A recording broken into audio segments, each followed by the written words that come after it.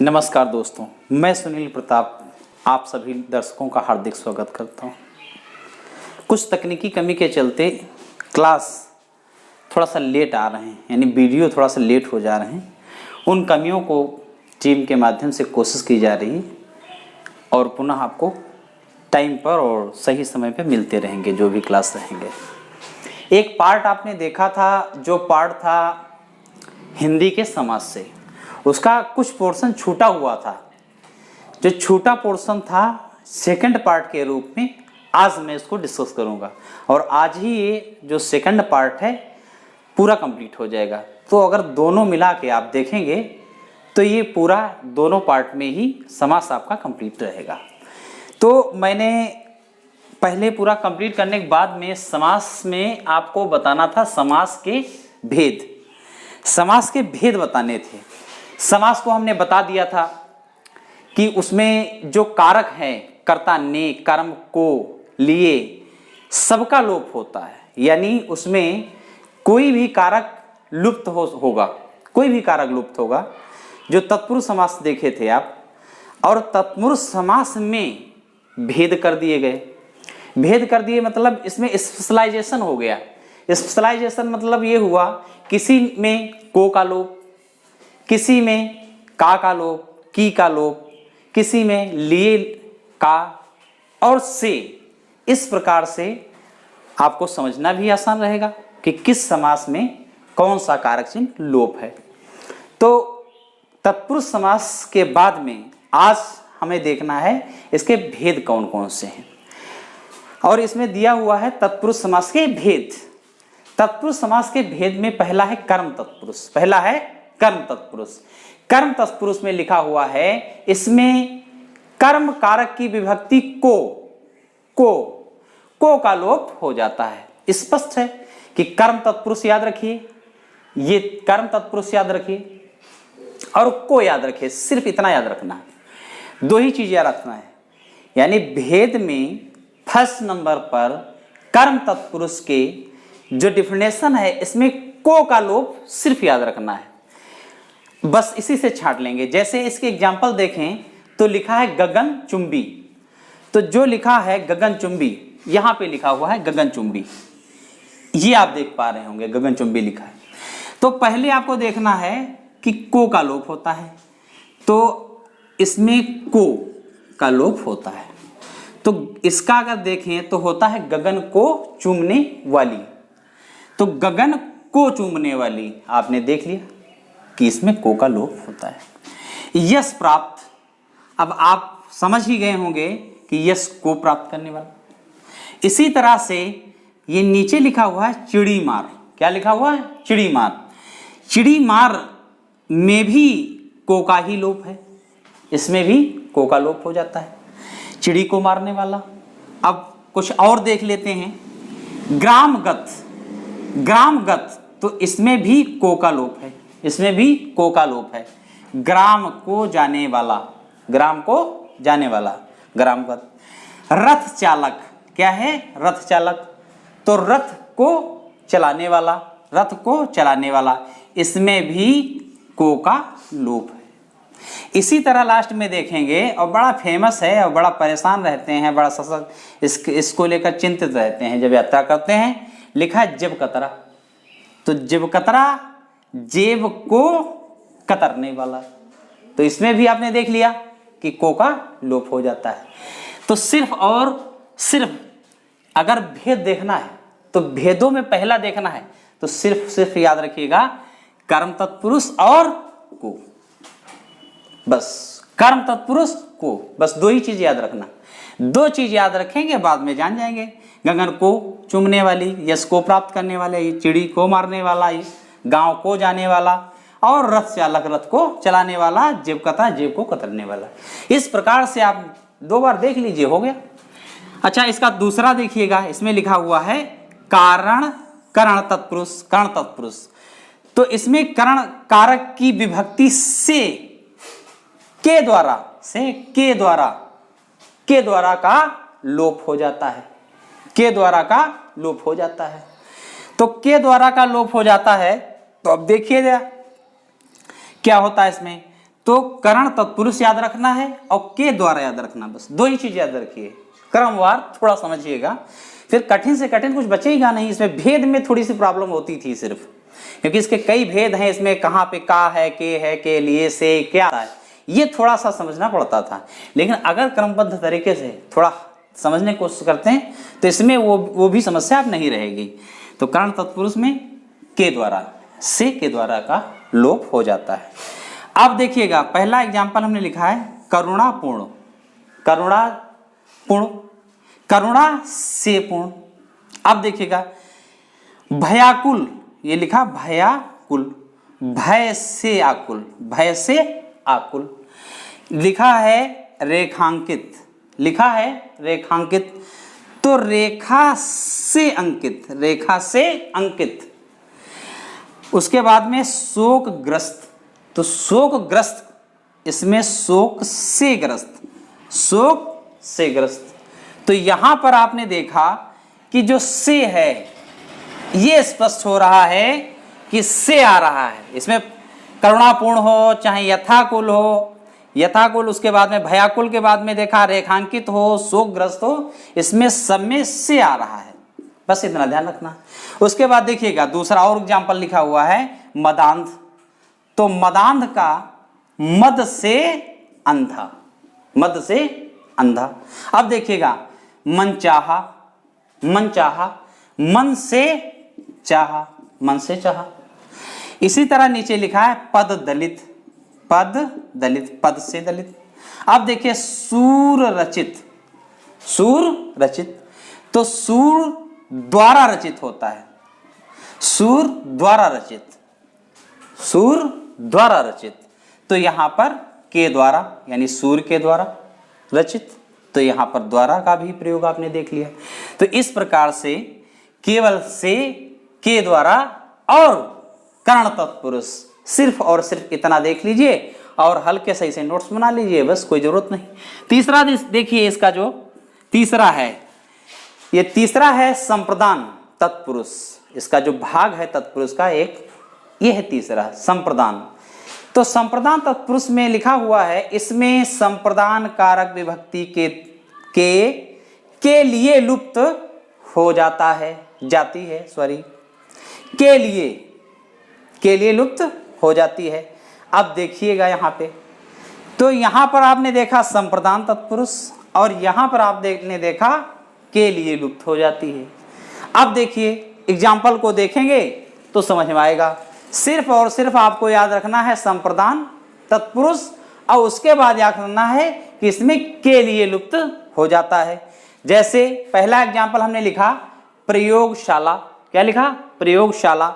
तो प्रयोगशाला में देखेंगे तो प्रयोग के लिए शाला, प्रयोग के लिए शाला, तो यहां पर के लिए आ जाएगा, तो प्रयोग के लिए शाला। उसके बाद में देखेंगे स्नान घर, तो स्नान के लिए घर, स्नान के लिए घर, तो स्नान के लिए घर आ गया। उसके बाद में देखेंगे यज्ञशाला, तो यज्ञ के लिए शाला। गौशाला, तो गायों के लिए शाला, गौशाला। अब देखिए अगला है एग्जाम्पल, थोड़ा प्रैक्टिस इसलिए ज्यादा लिख दिया है कि आपको बिल्कुल ही स्पष्ट हो जाए। देशभक्ति, तो देश के लिए भक्ति, देश के लिए भक्ति हो गया। उसके बाद में देखिए डाक गाड़ी, तो आप जानते हैं डाक के लिए गाड़ी, डाक के लिए, तो लिए आ गया, डाक के लिए गाड़ी हो गया। परीक्षा भवन, तो भवन किसके लिए है, परीक्षा के लिए है, तो भवन जो है वो परीक्षा के लिए है। और अपराधियों के हाथ में पहनाई जाने वाली हथकड़ी, तो हाथ के लिए कड़ी अर्थात हथकड़ी। तो आपको ये भी स्पष्ट हो गया होगा। अब आप देखेंगे कि इसका एक पार्ट है अपादान तत्पुरुष के रूप में, तो अपादान तत्पुरुष में देखेंगे इसकी क्या विशेषता है, क्या पहचान है। इसमें अपादान कारक की विभक्ति से अलग होने के भाव, ये ब्रैकेट में लिख दिया हमने है, इसको लिख लीजिएगा, आप नोट कर लीजिएगा कि अलग होने का भाव, अलग होने का भाव, तो क्या हो जाती है, लुप्त हो जाती है, बस से। विभक्ति से अलग होने के भाव में। अब अलग होने के भाव में ये ब्रैकेट में लिखा हुआ है। अब देखिए जैसे एग्जाम्पल है, क्या एग्जाम्पल है, धनहीन, क्या लिखा हुआ स्पष्ट दिख रहा होगा, धनहीन। तो धनहीन है तो अब क्या होगा, धन से हीन, धन से हीन। अब पथ भ्रष्ट, नेक्स्ट सेकंड है, ये लिखा हुआ है एग्जाम्पल में पथ भ्रष्ट, तो पथ से भ्रष्ट, पथ से भ्रष्ट। फिर आपने लिखा है देश निकाला, देश निकाला, तो यहां पर लिखेंगे से कर देंगे, देश से निकाला, यानी देश से निकाला, बाहर चला गया। अब देखिएगा लिखा हुआ है ऋण मुक्त, तो ऋण से मुक्त, गुणहीन, गुणों से हीन, कोई भी गुण नहीं है उसके, पापहीन, पाप से हीन है, गया गुजरा है। अब देखिए ये भी आपको स्पष्ट हो गया। तो अपादान तत्पुरुष में आपने देखा कि जो से है महत्वपूर्ण भूमिका निभाता है। सब में आपने कहा धन से हीन, पथ भ्रष्ट, देश निकाला, ऋण मुक्त, गुणहीन, पापहीन। ओके, अब देखिएगा, अब पांचवा इसका विभाजन है। पांचवा विभाजन में देखेंगे कि संबंध तत्पुरुष, पांचवा विभाजन में संबंध तत्पुरुष। तो संबंध तत्पुरुष में देखिएगा क्या इसकी डिफिनेशन है, इसमें कहता है इसमें संबंध कारक की विभक्ति का, के, की, तीन चीजें देखना है संबंध में, देखना है का, ये का और ये के और ये की, तीन वर्ड देखने हैं। लुप्त हो जाती है, ये लुप्त मिलेंगे, देखिए कैसे लुप्त मिलते हैं। राजपुत्र, तो आप समझ गए होंगे अब यहां पर क्या होना चाहिए, राजा का पुत्र, राजपुत्र, राजा का पुत्र। अब देखिए राजाज्ञा, तो राजाज्ञा मीन्स राजा की आज्ञा, राजा की आज्ञा, तो यहां पर की हो जाता है। अब पराधीन, पराधीन मतलब होता है दूसरों के अधीन, यानी गुलाम जो हो, तो पराधीन दूसरों के गुलाम हो, दूसरों के, तो यहां पर किया जाता है।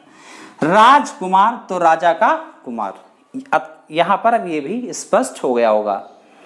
तो इसमें क्या याद रखना है, का, के, की, ये याद रखना है, और ये है संबंध, यानी संबंध बताता है राजा का पुत्र से, राजा की उसके आज्ञा से, और जो पराधीन होता है राजा का कुमार से। अब देखिए लास्ट इसका जो विभाजन है, लास्ट विभाजन, यही थोड़ा सा समझने में दिक्कत करता है, और मैंने बड़ी सरलता से इसको लिखा और इसके उदाहरण दिए। अब देखिए लास्ट में लिखा है अधिकरण तत्पुरुष, लास्ट कहता है अधिकरण तत्पुरुष। क्या है अधिकरण तत्पुरुष, देखिएगा इसमें अधिकरण कारक की विभक्ति में पर लुप्त हो जाती है, में पर लुप्त हो जाती है। क्या देखिएगा उदाहरण समझ में आ जाएगा। शोक मग्न, शोक मग्न ये दिया हुआ। ग्रह प्रवेश, तो ग्रह प्रवेश समझ गए होंगे, प्रवेश कहां होगा, ग्रह में होगा, ग्रह में होगा। लोकप्रिय, लोकप्रिय, लोक में क्या है, लोक में प्रिय होगा, लोक में संसार, संसार में प्रिय। कर्मवीर समझ गए होंगे। और आप बीती, आप पर बीती, आप बीती मीन्स आप पर बीती। तो अब इसको भी आपको समझने में कोई दिक्कत नहीं होगी।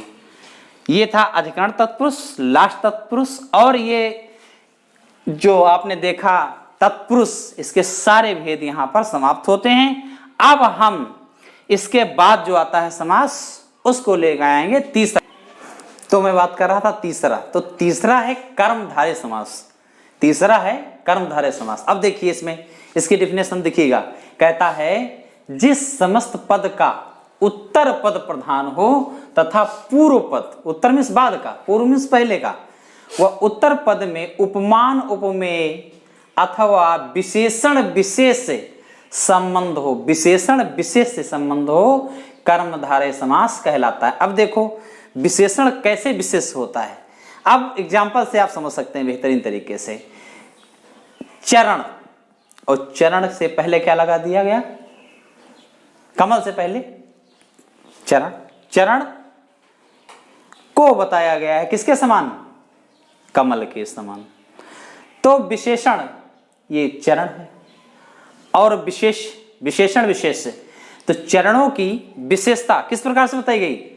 कमल के समान बताई गई। इसी तरह से हमें देखना है, लता है, क्या है? लता है, लेकिन कैसी लता है, कैसी इसको विशेषण विशेष से, केवल विशेषण विशेष से ध्यान रखिएगा। ये विशेष है और ये विशेषण है। विशेषण, इससे ये विशेषण बनता है। लता से पहले कनक लग गया तो ये विशेषण हो गया। और विशेषण विशेष से कैसे हो जाता है? अब लता तो है, क्या है? लता तो है, लेकिन कैसी है? कनक लता है। कैसी लता है? कनक है। कनक अर्थात सोने जैसी लता है। आपको समझ में आ रहा होगा कैसे उपमा। और सबसे पहले देखिए लिखा है, जिस समस्त पद का उत्तर पद, उत्तर मीन्स पहले वाला, उत्तर मीन्स बाद, सॉरी उत्तर मीन्स बाद वाला, उत्तर पद प्रधान हो, उत्तर मीन्स बाद वाला पद प्रधान हो। उसके बाद कहता है पूर्व पद, पहले वाला पद, वह उत्तर पद में, पूर्व पद पहले वाला, उत्तर मीन्स बाद वाले में उपमान उपमेय अथवा विशेषण विशेष से संबंध हो। अब देखो, चरणों को कमल के समान बताया गया, लता को कनक के समान बताया गया। अब देखिए, प्राण तो है, प्रिय है, प्राण से प्रिय, प्राण प्रिय। अब देखिएगा, चंद्रमुख, मुख तो है लेकिन कैसा है? चांद के समान है। तो अब यहां पर विशेषण विशेष से आप समझ सकते हैं। यही विशेषण विशेष में अगर देखेंगे तो मुख की जो विशेषण बनाया गया, चांद से जोड़ा गया या चांद से तुलना की गई, या उपमान उपमेय में देखेंगे विशेषण विशेष संबंध कर्मधारय समास कहलाता है। तो ये 4 एग्जाम्पल हमने आपको दिए, सब में उपमा दी गई। चरण को कमल के समान, कनक को लता के समान, प्राण है लेकिन प्रिय, और मुख को चांद के समान। ठीक है। अब देखिएगा द्विगु समास, इनमें कुछ समझना ही नहीं, केवल एक ही चीज समझना है। क्या समझना है? एक समझना है द्विगु समास और दूसरा समझना है संख्या, बस, और कुछ समझना नहीं। बस इसमें थोड़ा सा देखना था विशेषण विशेष, बाकी इसमें तो कुछ भी नहीं देखना है। केवल 2 चीजें देखना है, एक आप समास याद रखे रहो और दूसरा आप संख्या याद रखे रहो, बस, और कुछ भी याद रखना नहीं। क्या कहता है कि द्विगु समास हमेशा संख्यावाचक होता है, यानी सबसे पहले पूर्व पद में क्या दिया होगा? संख्या दी होगी, पहले संख्या दी हो गई। तो क्या संख्या दिया होगा? जैसे यहां पे एग्जांपल लिखा है त्रिलोक, तो त्रि मीन्स 3, तो क्या हो गई? संख्या हो गई। लोक, 3 लोक। दोपहर, तो दोपहर, तो 2 यहां पे संख्या है, पहर। इसी तरह देखेंगे चौराहा, राहे तो हैं लेकिन कितनी? 4, तो जो 4 शब्द आता है ये संख्यावाचक है। इसी तरह से नवरत्न, नवरत्न, रत्न 9, इस तरह से इनको देखें तो सिर्फ और सिर्फ द्विगु समास में कहीं भी अगर संख्या आ जाए, कुछ भी कहीं लिखा होता है, इसमें अगर संख्या सबसे पहले जुड़ जाती है, समझ जाइए द्विगु समास है। द्वंद्व समास इससे भी सरल है, द्वंद्व समास इससे भी सरल है। क्या सरलता है इसमें? केवल और केवल आपको याद रखना है कि और शब्द को याद रखना है, या शब्द को याद रखना है, एवं शब्द को याद रखना है। 3 ऐसे शब्द हैं जिनको याद रखना है। ये भी नहीं याद रहे तो एक तरीका समझ लीजिए। तरीका क्या है?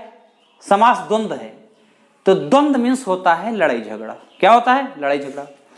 तो लड़ाई झगड़ा हमेशा 2 या 2 समूह हों, इन सब के बीच में होता है। तो आप देखेंगे कोई शांत करने वाला और आ जाता है, उसको दूर करने वाला कोई और आ जाता है। अब और आ जाए या कहें या एवं, ऐसे शब्द मिलते हैं, जैसे राजा प्रजा, तो इसमें क्या है? राजा और प्रजा, राजा और प्रजा। तो इसमें देखेंगे कि राजा और प्रजा, तो और आ गया, क्या आ गया? और आ गया, राजा और प्रजा। नर नारी, नर नारी, तो कहेंगे नर और नारी, नर और डाली। ठंडा गर्म, तो ठंडा और गर्म, ठंडा और गर्म। छल कपट, तो छल और कपट। तो सीधी सी बात आपने देखा कि इसमें और आ जाता है, दूसरा कोई आ जाता है। अब इसके बाद में ये था आपका पांचवा और एक छठा और लास्ट समास में छठा और लास्ट समास है बहुव्रीहि समास। बहुव्रीहि समास, बस इसको देखिएगा, इसमें भी कुछ नहीं ध्यान देना है, बस थोड़ा सा समझना है। एक बहुव्रीहि समास याद रखिए, और थोड़ा मैंने अपने हिसाब से सोचा है, ये लाइन अपने हिसाब से लिख दिया है। लिखा है नहीं समान कोई दूसरा, नहीं समान कोई दूसरा। इसमें जो एग्जाम्पल होंगे, जो उनके मीनिंग निकलेंगे, उनके समान कोई नहीं होगा। जैसे लंबोदर, लंबोदर का मतलब हुआ गणेश, तो गणेश के समान कोई नहीं था, तो गणेश सिंगल थे। तो बहुव्रीहि समझना है तो आप केवल यदि ये याद रखते हैं कि नहीं समान कोई दूसरा, वैसे ये कहीं न कहीं थोड़ा सा समझने में दिक्कत होती है, लेकिन यदि आप इसको याद रखें नहीं समान कोई दूसरा, तो आपका बहुत आसान हो जाएगा। डेफिनेशन देखिए, जिस समस्त पद में कोई पद प्रधान नहीं होता है, कोई पद प्रधान इसमें नहीं है, दोनों पद मिलकर किसी तीसरे की ओर संकेत करते हैं, किसी तीसरे की ओर संकेत करते हैं, उसमें बहुव्रीहि समास होता है। अब दो चीजें याद रखिए, ये याद रखिए और लिखिएगा तीसरे पद की ओर संकेत, बस और कुछ नहीं याद रखना, तीसरे पद की ओर। मैंने कहा लंबोदर, लंबा है उदर जिसका, तो लंबोदर कौन बन गया? तीसरा, गणेश बन गया। अब देखिएगा दशानन, आजकल तो बहुत सारे दशानन है कर्म से, लेकिन दशानन मीन्स होता है रावण, तो दशानन रावण, रावण तो एक ही था, नहीं समान कोई दूसरा, और दूसरा समझे तीसरे की ओर संकेत, तो दशानन दोनों मिला दिया तो हो गया दशानन मीन्स रावण हो गया। इस प्रकार से हम अगला देखेंगे चक्रपाणी। चक्र में तो पाणी हाथ में चक्र है जिसके क्या है? विष्णु, तो किसकी ओर संकेत की दिया? तीसरे की ओर। और दूसरा याद रखना, नहीं समान कोई दूसरा, तो विष्णु गणेश इनके समान कोई दूसरे नहीं थे। अब देखिए महावीर, तो वीरों के वीर महावीर अर्थात हनुमान, तो महावीर तीसरे की ओर संकेत होता, महा प्लस वीर बराबर महावीर, तो तीसरा क्या बन गया? महावीर। तो नहीं समान कोई दूसरा, तो महावीर भगवान जो कहते हैं हनुमान के समान कोई दूसरा नहीं, और या कहें कि तीसरे की ओर संकेत कर दिया। फिर देखो चतुर्भुज, इनकी चार भुजाएं। फिर देखिए विषधर, विषधर जो विष को धारण करता है, विष को धारण करता है, तो विष को धारण कोई मनुष्य थोड़ी करता है, सर्प धारण करता है, तो सर्प ही विष को धारण करता है, अर्थात विष और प्लस धर दोनों मिला दिया, विष, विष और प्लस धर बराबर सर्प बन जाएगा। क्या बन जाएगा? सर्प बन गया, सर्प बन गया। तो दो मिले, ये दोनों मिलके तीसरे की ओर संकेत कर दिए, दो मिले तीसरे की ओर संकेत कर दिए, तो विषधर बन गया और नहीं समान कोई दूसरा, ये भी समझ लिए, दोनों से क्लियर हो गया। फिर लिखा है निशाचर, तो रास्ते में चलने वाले निशा, निशा धन चर, निशा धन चर, तो निशा एक शब्द है, निशा और प्लस चर दो मिले और तीसरा बन गया राक्षस, राक्षस, तीसरा राक्षस बन गया। तो इस प्रकार से ये याद करेंगे और देखेंगे, बस एक बार समझ लीजिए हो गया, और थोड़ा वो नोट्स बना लिए, पीसीएस में 1 नंबर आपका पक्का हो गया, हर बार आता है। अन्य अगर देते हैं एग्जाम लोअर वगैरह, समीक्षा अधिकारी वगैरह, और इसके साथ साथ वनडे बहुत सारे एग्जाम होते हैं, उनमें देंगे, आराम से इनको 1 बार 2 बार देख के जाइए, हमेशा के लिए याद रहेगा। तो बहुत बहुत धन्यवाद सभी दर्शकों का देखने के लिए, सुनने के लिए, समझने के लिए।